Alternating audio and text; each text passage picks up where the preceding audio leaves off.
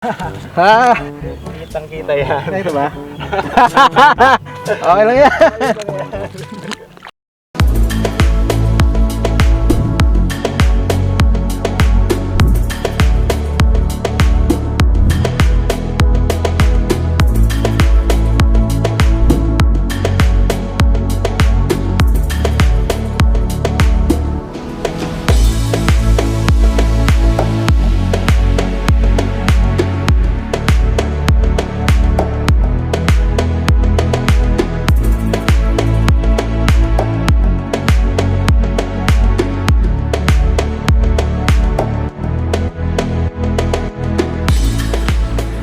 So yun, teka, nakikita nyo ba ako?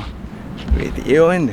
Continuation ng day 2 ng Northern Loop Photo Safari dito sa Ilocos. So ngayon, nandito kami sa Bangui. Dapat sa Kaporparawan kami, pero 4:30 na, and sa tingin namin masyado nang magiging late kapag tinuloy namin doon. So bukas kami magsa-sunset doon sa Kaporparawan. Meanwhile,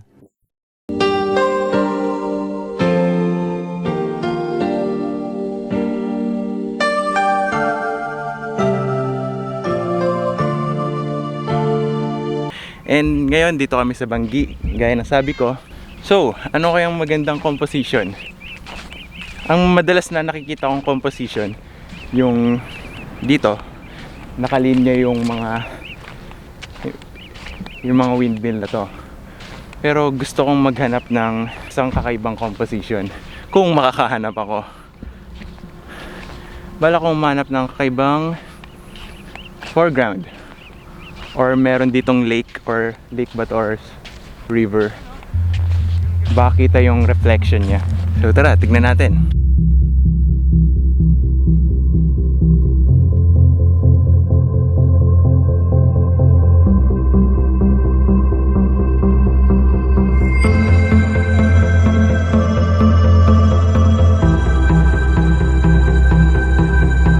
Okay din na hindi lahat ng turista na pumunta dito pumunta doon sa malayo.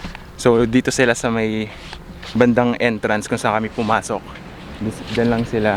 Then dito, wala na sila. Malinis. Kami lang mga photographers.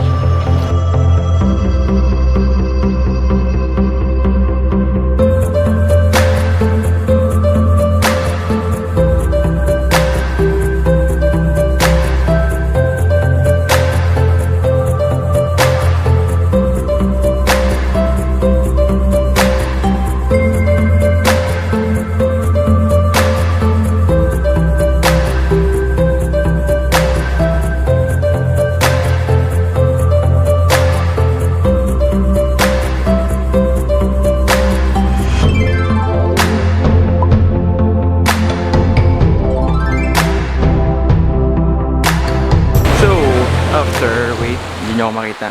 Yan. So after kong mag-experiment nung iba-ibang composition, merong binaba ko sa baba talaga yung camera. Then meron naman na ito, nakatayo, vertical orientation, then naka-horizontal orientation. Nakapili na rin ako sa wakas. Pero siguro kung may post process ko na maayos yung ibang mga photos, papakita ko na rin din sa inyo. Actually, pare-pareho lang sila ng settings kasi tumigil na yung mga windmill, so pwede na siyang i-long exposure nang hindi sila mablur. Ang settings ko f11, ISO 100, then 15 seconds. So finokus ko dun sa pinakamalapit na windmill. Bali, ang ginawa ko nga pala, napansin ko itong mga leading line na ginawa ng mga alon. So basa dito yung isang parte ng sand. Then pagka umaalon dito yung dagat, nag-create din siya ng another layer ng leading line. So hopefully makuha ko siya ng maayos. Kuha ko nga pala yung 15 seconds sa pag-add ng 10 stop ND filter sa harap. Hindi na ako gumamit ng graduated ND filter kasi hindi naman Inaabot ba yan dyan? Hindi. Inaabot. Ito, tingnan mo, basa. Ayun, balik tayo dun. Kasi hindi naman nag-overexpose yung sky, kaya hindi ko na nilagyan ng graduated ND filter. Ayun. Hanap naman tayo ng iba pang composition. Tara!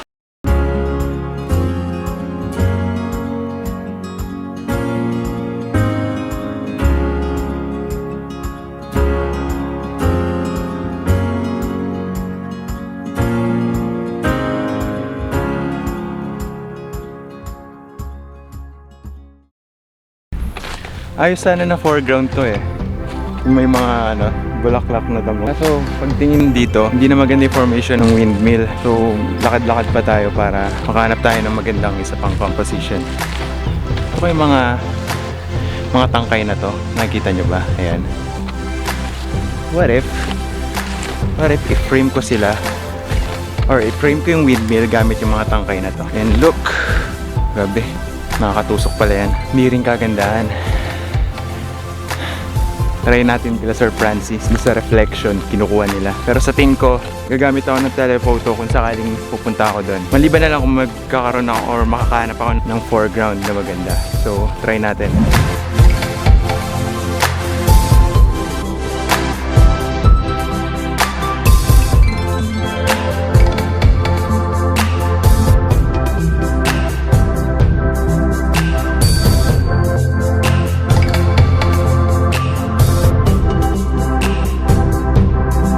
Okay ba dyan, sir?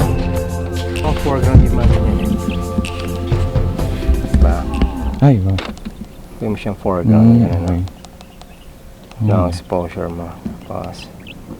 Tama-tama ngayon nakatigil. Square siya. Square ko to eh. Gagawin mong black and white. Gawin kang black and white. Mas maganda black and white. Malinis eh.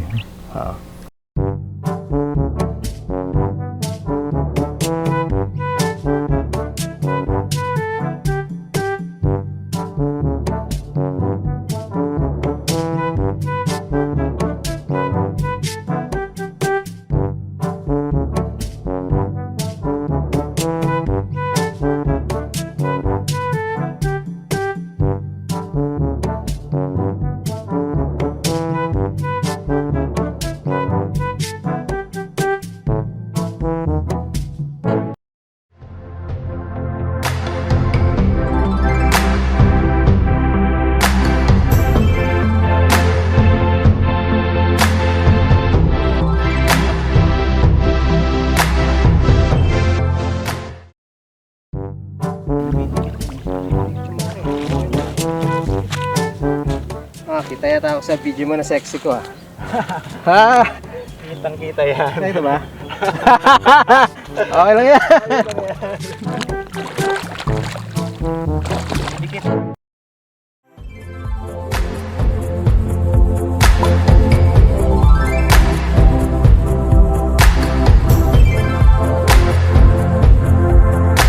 For the second composition sa hapon na to, gaya nga ng sabi ko, nakahanap tayo ng foreground which is tinuro kanina ni Sir Francis. So, nandun siya ngayon.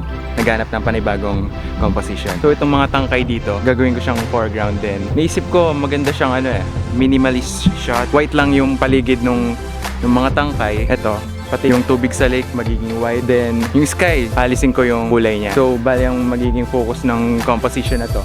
Yung mga tangkay, then nasa taas yung mga windmill. So kung mapapansin nyo yung tripod ko sobrang taas niya. Ang nangyayari kasi, pag binaba ko yung tripod na to, yung reflection ng unang windmill, yung pinakamalapit na windmill, tumatama na dito sa tangkay. So bothering siya para sa akin. Kaya tinaas ko ng gusto yung tripod ko. And yun, gamit ang 10-step ND filter, ang exposure time natin ay 2 minutes and 50 seconds with f11 ISO 100. So kasalukuyan kong kinukuha yung pangalawang shot or pangalawang exposure kung saan nakafocus naman doon sa windmill. So yung una kong shot nakafocus dun sa foreground natin para lang sure kumuha pa ako ng isa pang shot na nakafocus dun sa windmill. After nito, hanap pa tayo ng isang composition.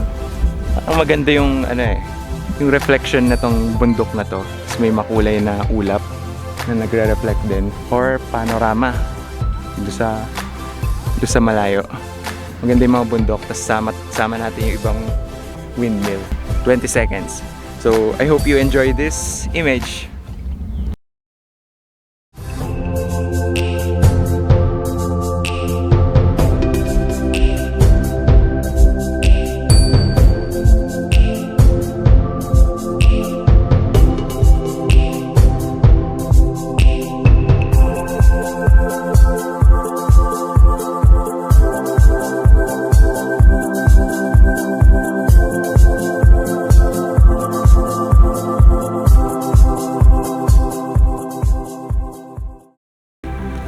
So yun, tama yung hinala ko, maganda nga panorama dun sa may, or kahit yung shot dun sa may malayo nakasama yung bundok.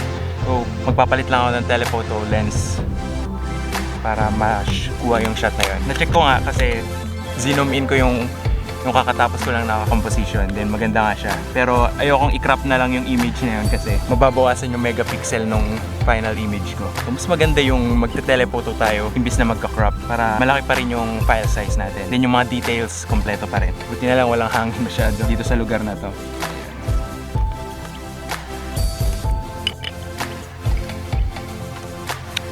Pagpag lang natin yung mga sand kasi sobrang harmful siya sa gears natin. Let's go!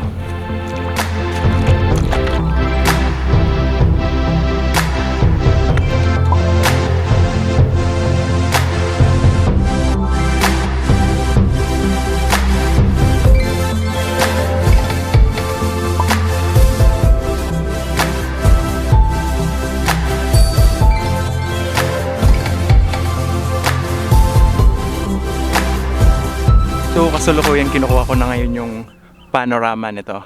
So ginawa ko ay vertical orientation using 18 to 200 at about 45mm. Ginamit kong ND filter ay 6-stop ND filter na lang.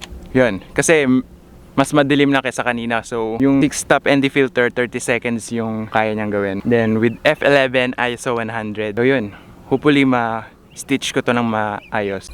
So pag nagpapanorama nga pala tayo, mas wide dapat yung kinukunan natin para pwede natin siyang i-crop doon sa gusto talaga nating composition.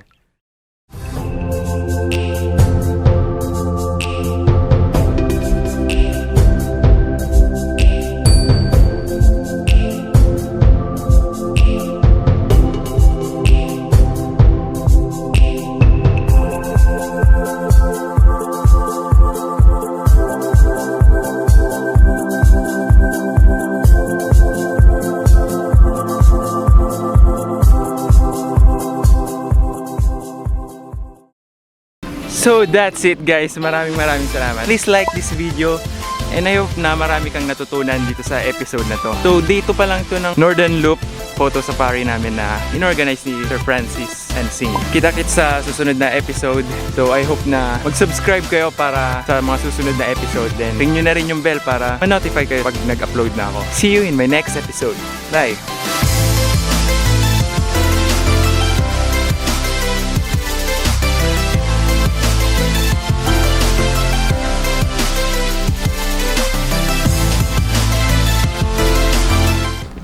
Windmill.